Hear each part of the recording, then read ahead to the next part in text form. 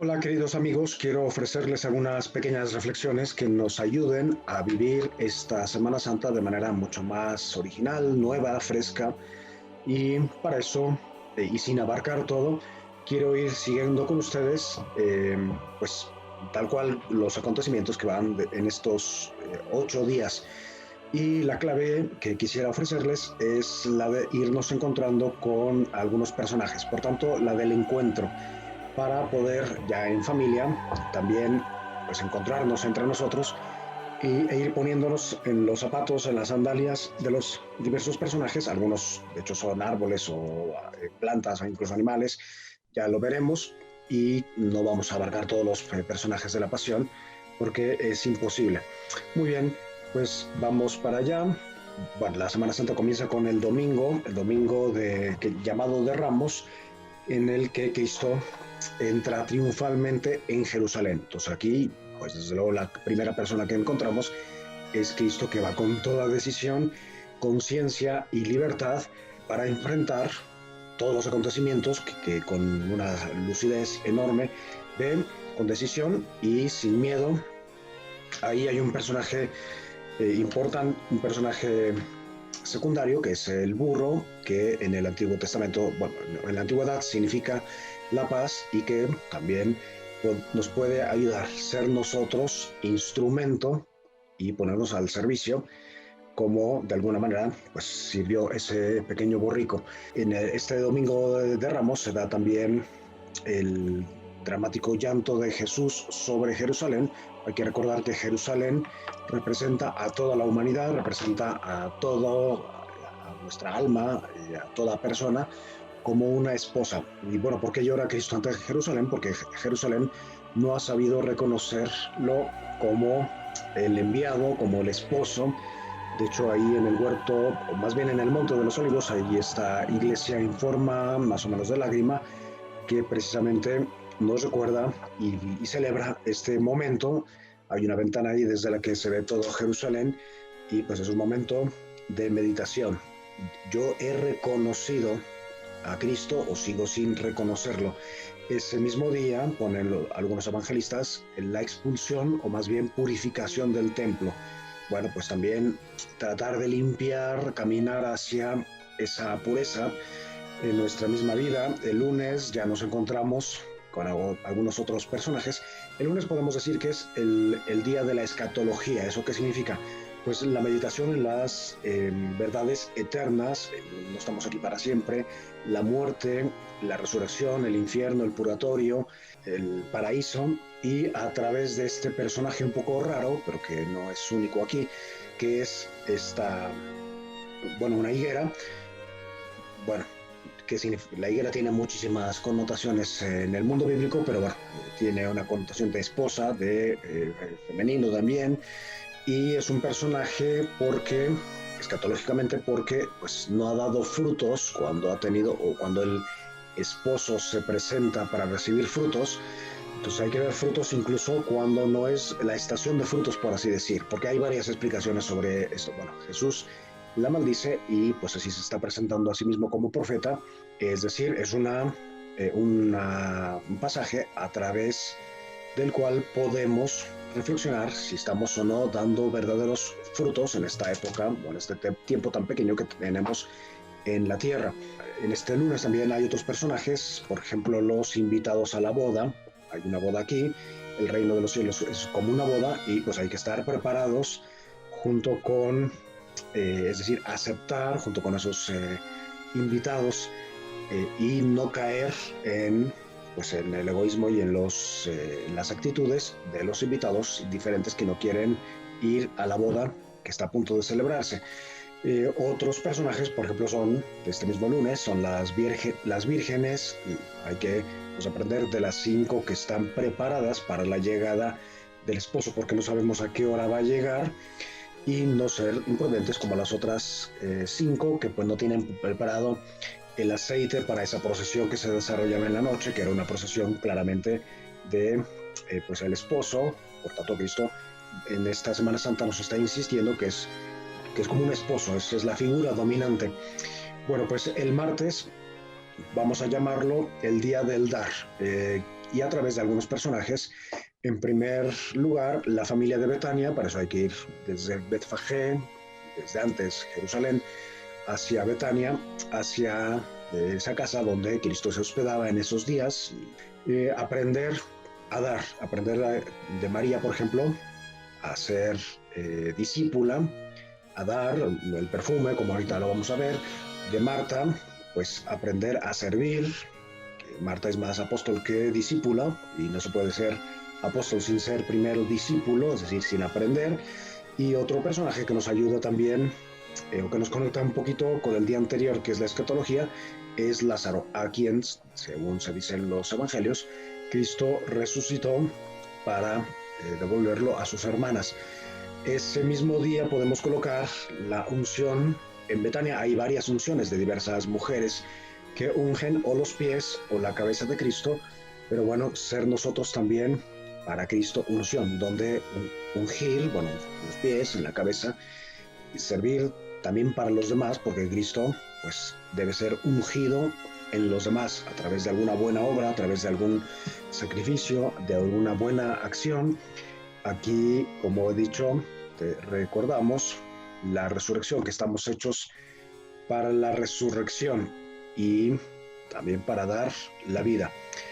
Entrando a Jerusalén o regresando a Jerusalén, nos vamos a ir metiendo en otro personaje de este martes del dar, que es la viuda que da todo lo que tiene, que no son más que dos pequeñas monedas y que es vista por Cristo desde el Monte de los Olivos, en el que estaba retirado. Ve allá al fondo en el templo como una viuda, deposita dos insignificantes monedas. Allá al fondo tenemos el Monte de los Olivos, Jerusalén, ahí donde se ve la cúpula dorada, que es un santuario musulmán. Bueno, pues ahí estaría el templo en la roca, y en ese ámbito, pues esta viuda deposita, aquí tenemos una imagen del templo en tiempo de Cristo.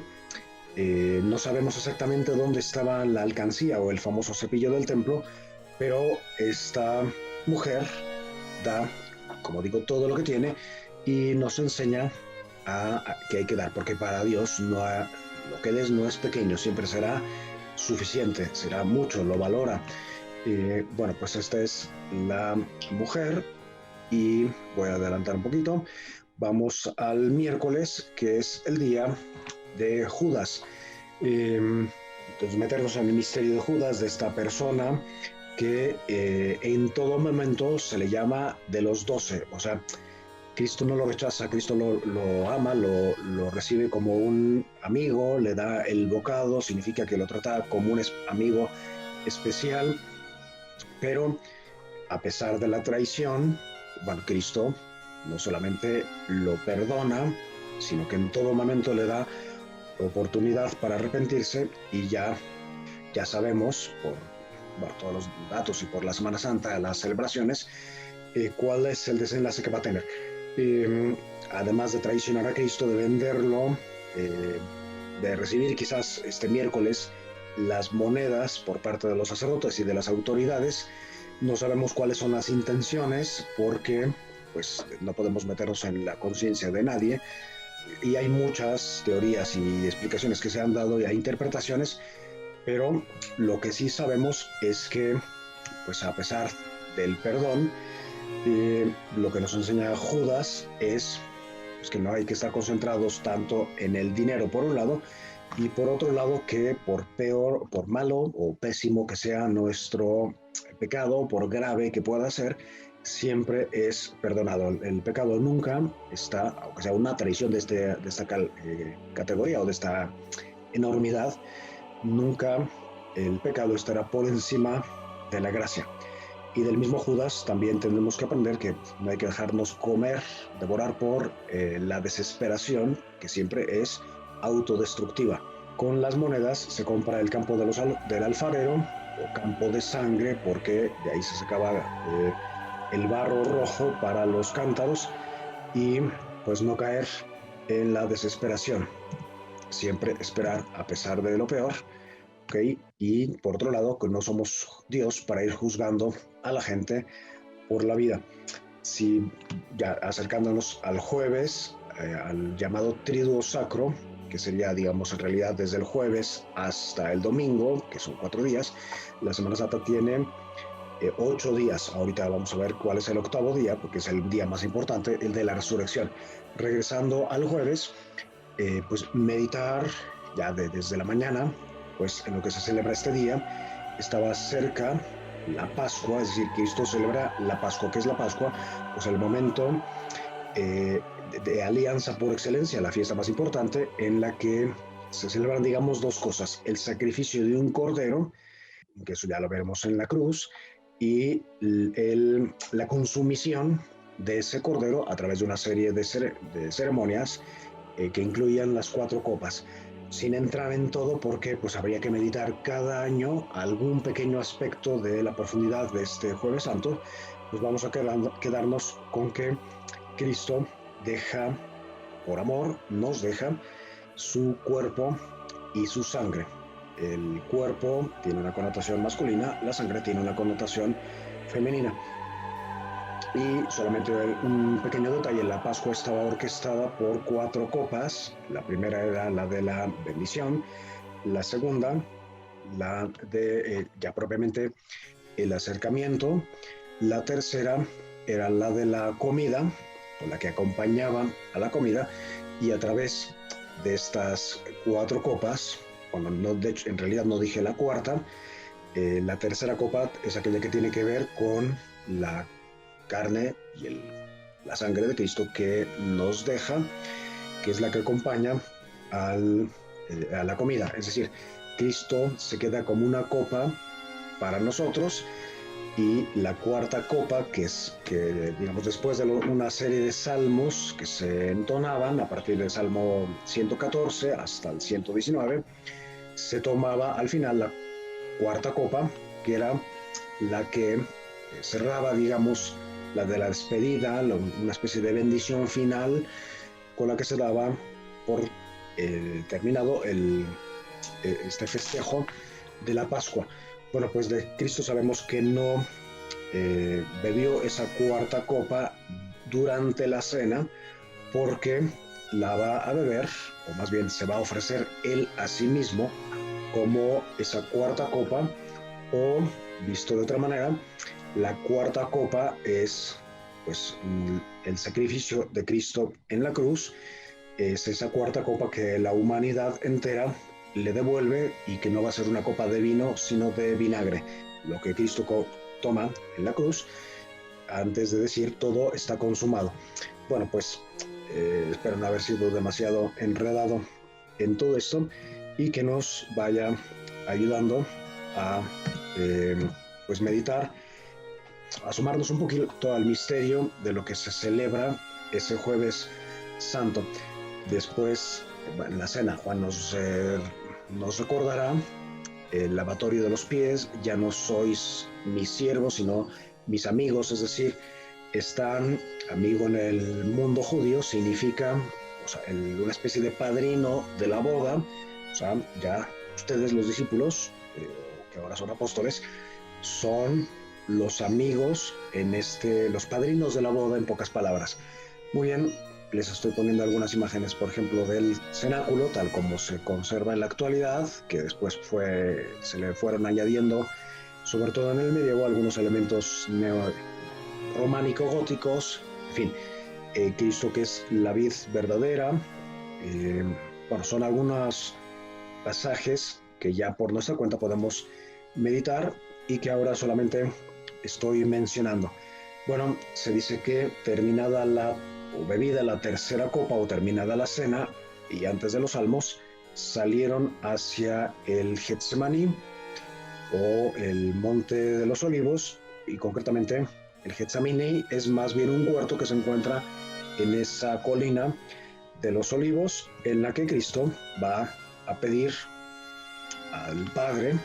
Por tanto, la noche del Padre Nuestro por excelencia: aparte de mí esta cuarta copa, pero que no se cumpla mi voluntad, sino la tuya. Es el momento de mayor abajamiento, de mayor fragilidad, y por tanto, pues que nos invita, por un lado, a acompañar a Cristo y no a quedarnos dormidos como los discípulos, y por otro lado, pues a afrontar con toda la valentía y toda la fuerza de la gracia, pues los diversos retos que se nos van presentando en la vida, por más difíciles que parezcan. Entonces estamos en víspera del momento más solemne de la exaltación, como nos dice Juan, de Cristo en la cruz, de la hora, la hora para la que Cristo ha nacido, se ha encarnado antes y ha pues vivido toda su vida.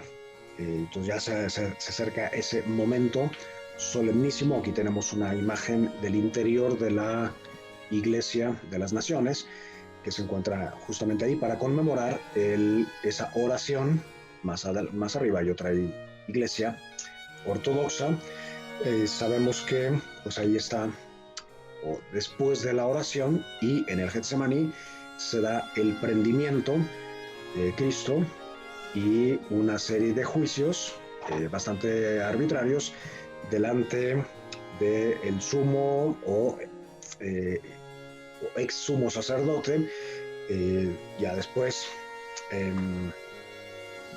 será presentado ante Pilato, pero antes ante Herodes Antipas. Y pues aquí nos encontramos con la figura de Pedro, que ha prometido, se ha puesto encima de los demás, no ha querido, digamos, someterse, ser un poquito humilde, ¿ok?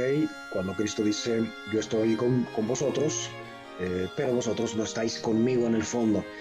Cristo nos está apelando en ese momento, porque parece que después de 3 años de discipulado, pues no acabamos todavía de entender. Regresando un poquito a la figura de Pedro, él promete estar con Cristo hasta la muerte y después se duerme. O sea, son como verbos que nos van indicando las acciones de este que va a ser el primer papa. Usa la violencia en el momento del prendimiento, cree que las cosas se solucionan cortando orejas. Poco después lo vamos a ver ahí calentándose en pleno juicio, de Cristo, calentándose con unas mujerzuelas que están ahí. No sabemos exactamente qué estaba haciendo, seguramente iba siguiendo un poco de lejos a Jesús, preocupado. Pues es en ese momento en que delante de una mujer que, pues, por lo que sabemos no tenía ninguna autoridad, sería una sierva o casi una esclava, niega conocer a Cristo y pues ni siquiera lo hace delante de alguna autoridad, y mientras a Cristo pues lo está bofeteando un servil, siervo del sumo sacerdote. Y pues ya aquí nos vamos caminando hacia la iglesia del Gallicantu. Gallicantu significa la iglesia que conmemora, por un lado, el canto del gallo, pero que en realidad conmemora el arrepentimiento de Pedro ante el canto del gallo anunciado por Cristo, que le había dicho: antes de que el gallo cante, tú me habrás negado 3 veces. En ese momento se acuerda y se arrepiente. En esta iglesia, que se encuentra relativamente cerca del cenáculo y más cerca de la iglesia de la Santa Sion, en esa zona, pues está en las criptas, en los sótanos, están los calabozos en los que Jesucristo seguramente fue conducido, encarcelado, y regresando un poquito aquí, fue colgado por el cuello, porque todos los miembros de su cuerpo, pues que es un templo, van a sufrir el castigo por nuestros pecados, por la redención. Fue descendido ahí con una soga al cuello, no como aparece exactamente aquí en esa imagen, en esa misma iglesia, que es uno de los mayores gestos de humillación. Sin embargo, de Pedro sabemos que al final se convierte y él va a dar testimonio y va a morir crucificado al revés, porque no se considera digno. Otra imagen, o más bien otro personaje con el que nos podemos encontrar e identificar, es con Prócula, la esposa de Pilato, que dice: no te metas con ese hombre porque es un justo y he tenido muchas pesadillas. Es decir, es como una última advertencia a ese otro personaje, que es su marido, que es Pilato, que pasará a la historia dentro del credo como pues un emblema de la cobardía. Cristo va a sufrir una serie de humillaciones, pero hay que recordar que esto no se lo hicieron ni los judíos, ni los soldados romanos, ni ni la gentuza, ni los siervos que había por ahí, sino que pues esas personas son instrumento en el fondo de pues los dolores que muchas veces nosotros causamos. Aquí nos metemos en el misterio de cómo un Dios puede sufrir, pues si ese Dios en su segunda persona se ha encarnado, pues por tanto se hace susceptible de las ofensas, susceptible de la ingratitud, como estamos viendo aquí. Acelerando un poquito los acontecimientos, vamos hasta el Ecce Homo. El Ecce Homo es esa presentación que Pilato, después de haber mandado flagelar a Cristo, hace ante la multitud de Cristo y por tanto ya prácticamente de condena. Aquí la multitud, instigada por las autoridades, dice una cosa aberrante, es no tenemos otro rey que el César. Esto también tiene una profundidad enorme porque, bueno, hace referencia también al Antiguo Testamento, como el hecho de tener reyes era como una ofensa para Dios. Me refiero al pueblo de Israel, etc. Bueno, pues a partir de aquí se dice que Cristo tomó la cruz y salió hacia el lugar llamado de la calavera, el Gólgota o el Calvario. Al inicio, muy cerquita de la Torre Antonia, está esta iglesia que es la Basílica del Ecce Homo, donde, según la tradición, fue la presentación de Cristo a la multitud.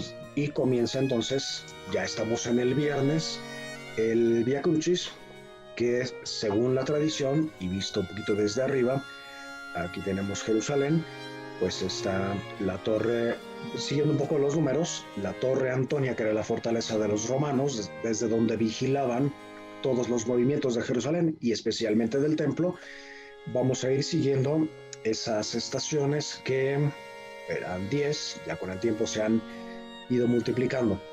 Jesús toma la cruz, sale hacia el Calvario, ahí después de una curva, en esta Jerusalén que ha sido pues diversas ocasiones semidestruida y rehecha, reconstruida, pues se han perdido un poco las calles originales, o exactamente por las que seguramente Cristo pasó, el cardo romano, etcétera. Pero bueno, pues ahí vamos siguiendo. La cuarta, pues es según la tradición, el encuentro con María. La quinta, con el Cireneo que le ayuda. La sexta, con las mujeres que se compadecen sin verdadera misericordia ni conocer a fondo el misterio. La séptima que sería la segunda caída, la octava, bueno, y así la novena, la tercera caída. La octava sería, según una tradición, el encuentro con la Verónica. Según otra tradición sería más bien la Verónica. Y bueno, pues aquí algunas de las imágenes de este recorrido. El Cireneo es otro de los personajes, porque no vamos a entrar en todos los personajes de la Via Crucis, pero pues como Cristo necesita que nosotros inconscientemente al inicio, pero le ayudemos a cargar la cruz. Hay todo un misterio ahí de la participación que hace Cristo, de su misterio, de su dolor en el mundo humano. Las mujeres que se encuentran también son un personaje que nos puede ayudar, porque estas llamadas hijas de Jerusalén parece, por lo que nos dice el Evangelio y por las afirmaciones de Cristo, al que a este pasaje le dedica bastante tiempo, es pues que hay que tener una verdadera compasión y no una piedad puramente sentimental. Es lo que se puede desprender de esa enseñanza, que no llega a ser conversión y fe vivida, sino que se limita pues a lo lacrimógeno y no alcanza a ver la gravedad del pecado ni el misterio que aquí se está celebrando. Finalmente Cristo llega al lugar llamado Calvario, como he dicho, en el que actualmente está la basílica, tanto del Santo Sepulcro como ese martirion, que es una iglesia redonda que celebra tanto la tumba como la resurrección de Cristo. ¿Dónde está el Santo Sepulcro? Bueno, pues es en el Calvario, perdón que me haya saltado alguna imagen, en el Calvario donde Cristo va a ser crucificado y donde de manera un poco apresurada y, bueno, pero quiero dejarles, así casi como para que lo recordemos, las 7 palabras que Cristo pronuncia desde la cruz. Hay que recordar que el crucificado pues, sufre en todos sus miembros, en ese cuerpo que es templo, que es castigado en su potencia, que son las manos, en el corazón, ya después de la muerte, que es pues, una trinidad, el costado, que representa a la esposa, las piernas, que significan la firmeza, y así en los diversos miembros del cuerpo. Bueno, pues la primera palabra, perdónalos, Padre, porque no saben lo que hacen. Pater dimite illis, non enim sunt, cuia faciunt. Pues esto también ha tenido muchas interpretaciones, pero en realidad no sabemos o no comprendemos la profundidad de la ofensa, lo que significa cada ofensa nuestra a Cristo. Y no sabemos en el fondo lo que estamos haciendo. Y esto es para meditarse. La segunda palabra, yo te aseguro, yo, hoy, conmigo. Te aseguro que estarás conmigo en el paraíso. Son las palabras que le dirige a ese otro crucificado que se ha arrepentido y en este último momento ha tenido como una especial revelación y también un gesto de generosidad y de libertad y de petición de humildad de reconocer a Cristo o en Cristo al esposo y por tanto en ese último momento pedirle, y pues esta es la respuesta de Cristo. ¿Con quién? Conmigo. ¿Cuándo? Hoy. ¿Quién te está diciendo esto? Yo. La tercera palabra que aparece en Juan es mujer. Ahí tienes a tu hijo, ahí tienes a tu madre, Juan. Mulier ecce filius tuus, ecce mater tua. Cristo en ese momento de exaltación en la cruz y en plena agonía nos deja a María como corredentora y como madre, como una compañía.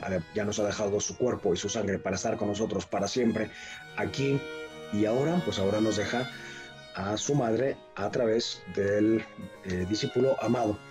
La cuarta palabra es la recitación del Salmo 22, en el que Cristo, el 22 es el que precede justamente el del bello pastor. Entonces hay una conexión entre esos dos salmos. Elí, Elí, lama sabactani, Dios mío, ¿por qué me has abandonado? Aquí, pues, digamos, el Evangelio nos presenta solamente una de las frases de este salmo, pero bueno, pues es una invitación a leerlo todo porque es como una especie de resumen del siervo de Yahvé que aparece en Isaías, pero el núcleo del salmo es que Cristo se está ofreciendo y quiere ser testimonio para nosotros, no es una queja vaga. Aún así, el lamento es una forma de oración, como repetidamente se verá en ese salmo. La quinta palabra, tengo sed, es la frase que se repite en muchas ocasiones en la Biblia. Es una frase que dirige siempre el esposo a la esposa y en algunos momentos es como una declaración de amor o una propuesta de matrimonio. Bueno, pues aquí tengo sed, significa muchísimas cosas. Yo quiero fijarme solamente en una y es que Cristo tiene sed del amor humano. ¿Por qué? Pues para eso se ha encarnado y exige del hombre o de las personas, una respuesta. La sexta palabra, consumatum est. Todo está consumado. es decir, la iota, o esto está representado en la iota, que es una letra del alfabeto hebreo, y que lo que nos está diciendo es, está repitiendo, por así decir, o citando el Génesis. Terminada toda la creación, Dios dice, todo está consumado, y se está dirigiendo ya hacia el descanso del sábado. Y la séptima y última palabra: Padre, en tus manos encomiendo mi espíritu.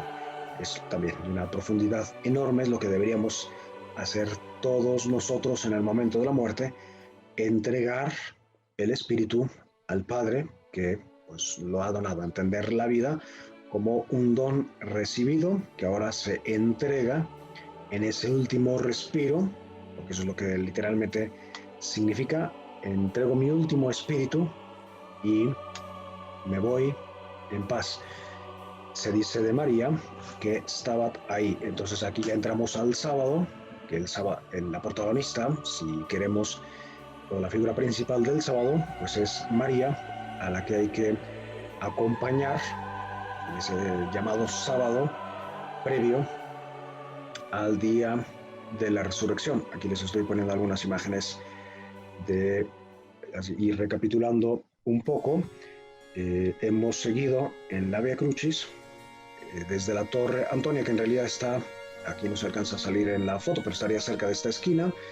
Hemos seguido toda una ruta hasta llegar a lo que en la actualidad es la iglesia del Santo Sepulcro, que ha sido destruida a lo largo de la historia y de la cual queda solamente un pedazo, pero alcanzamos a ver la cúpula del Calvario y la cúpula mucho más grande que corresponde a esta iglesia redonda, o martirion, que es el lugar donde se encuentra el Santo Sepulcro.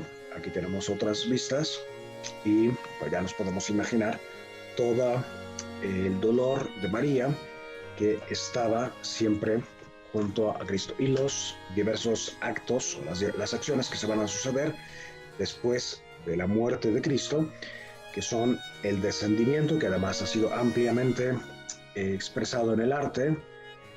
Hay muchas imágenes que nos hablan de ese Stabat Mater. Stabat significa estar de pie, firme, en una actitud como Abraham, de entregar al propio hijo al Padre para ser sacrificado. Así acompañamos a María hasta el sepulcro, que también, pues el Cristo en el sepulcro ha sido relativamente representado a lo largo de la historia. Y si queremos regresar a Jerusalén, pues tenemos aquí la lápida de la unción, donde a las carreras las mujeres ungen el cuerpo de Cristo para enterrarlo. Hay que recordar que se acercaba la Parasceve, o sea, la Pascua de los judíos. Por tanto, toda la ciudad tenía prácticamente que paralizarse, y pues esa es la razón también por la que rompen las piernas, y a Cristo, una vez ya muerto, solamente le traspasan el corazón, del que saldrá sangre y agua a través del pecho, y eso es el costado, la esposa, que ahora es glorificada, es redimida, y de alguna manera se mezcla el agua, que es la humanidad, con la sangre, que representa la divinidad. Hay varios cuadros o imágenes en las que el sudario de Cristo, que representa la muerte, pero también la resurrección, alcanza a tocar unas hierbas, unas plantas, y esto es el misterio de la resurrección, cómo de la muerte procede, en el caso de Cristo, de su fuerza se resucita. Asimismo, no es resucitado, Él resucita, y con su resurrección pues ya nos invita, ya desde este domingo, y con esto ya llegamos al domingo, al octavo día o al primer día de la semana, que es el día de la resurrección, el día de la recreación, porque Cristo con la resurrección nos recuerda que hace nuevas todas las cosas y nos da esperanza. Entonces quisiera ya terminar con este último mensaje, y es que a través de todos estos misterios y todos estos personajes, quedarnos no con todo, pero sí con esta idea última. Cristo, al resucitar, nos está recordando que nuestra finalidad es la resurrección. ¿Y qué es la resurrección? El encuentro definitivo con esa persona, con mayúscula, que es una persona amorosa y que todas las cosas en el mundo tienen sentido, y toda la vida, todos los sacrificios, todos los padecimientos y las alegrías y retos y fracasos tienen sentido en ese encuentro, y el matrimonio también en ese encuentro con Cristo resucitado al final de todos los tiempos. Pues nada, les mando un abrazo, les deseo lo mejor, una feliz Pascua, y pues que meditemos y finalmente cómo, pues a través de la liturgia y en familia con los demás. Un abrazo.